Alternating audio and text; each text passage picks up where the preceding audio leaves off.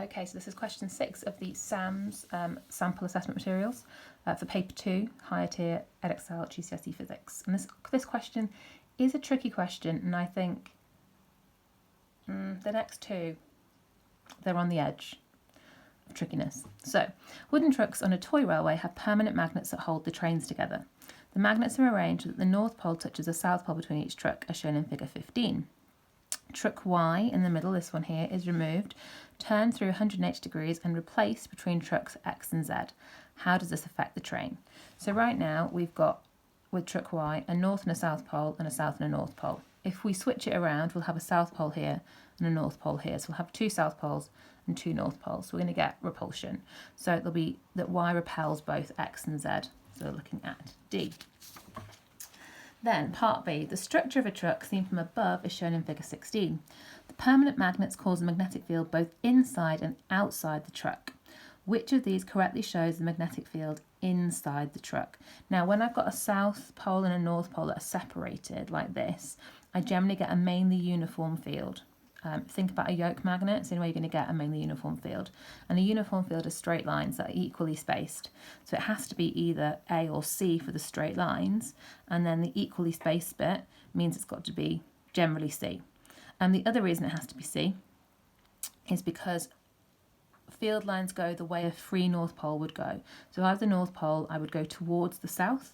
So the field lines need to be this way, not this way. So I'm looking for C. B and D are what you would get if you had 2 identical poles. So if you had a south and a south or a north and a north. This would be a north and a north because the arrows are going away, and this would be a south and a south because the arrows are going towards. This is just a nonsense one. No idea when you get that. Part C, a student investigates the forces between the trucks in the toy railway. She places another truck W next to truck X. She pulls truck Z in the direction shown by the arrow. The whole train travels at a constant speed as shown in figure 17. The student repeats this method of adding trucks and pulling the train each time. When there are 7 trucks in total, the train comes apart between Y and Z when tested as shown in figure 18. Explain why the train acts in this way by considering the forces involved. So, for this to break, I must have unbalanced forces essentially. Here I've got balanced forces because I've got a constant speed, but here as it's broken, I've unbalanced the forces. Now what are the forces? So the force that's changing as you increase the number of trucks is friction. So friction, because friction increases with mass, increases as the number of trucks increases. Now think about it, if you've got an empty box and you push it across the floor, that's pretty easy. Make the box heavy, put stuff in it and try and push it. It's much harder because friction's increased with the mass.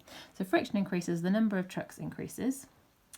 In figure 18, friction is bigger than the magnetic attraction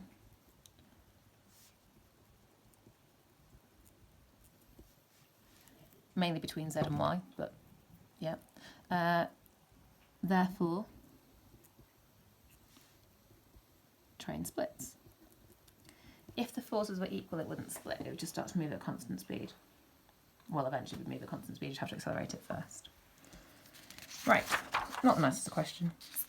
Part 2, devise an experiment to investigate the horizontal force needed to separate the trucks from the engine. So what pull do you need for this to happen?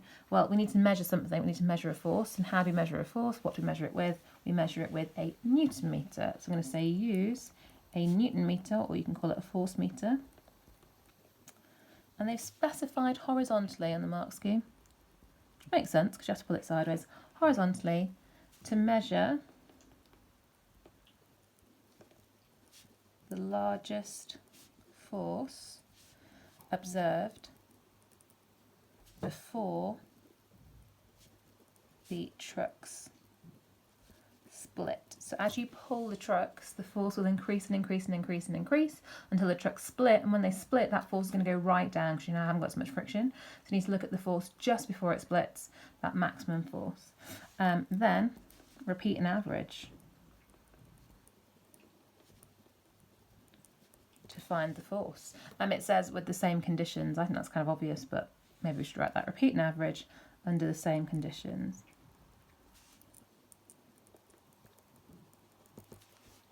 And then part 3, explain why a larger force is needed to separate the trucks from the engine if the force applied is at an angle to the horizontal. This is quite tricky. So let's say I need 100 newtons to separate the trucks. And if I had 100 newtons this way, that's fine. If I had 100 newtons like this, it's the horizontal force that's trying to pull the trucks apart.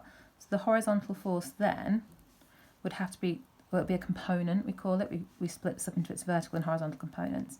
And this here would be smaller than 100. By the rules of a triangle, this is the hypotenuse, so this would have to be smaller than 100. So I'd have to make this 100, I'd have to have a bigger force here than 100. So how do I try and say that in words that make sense?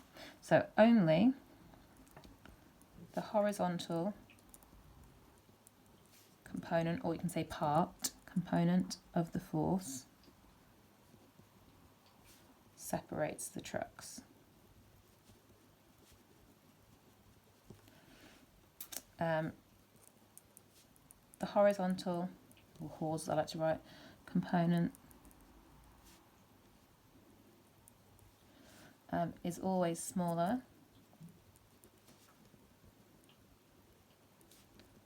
than the actual force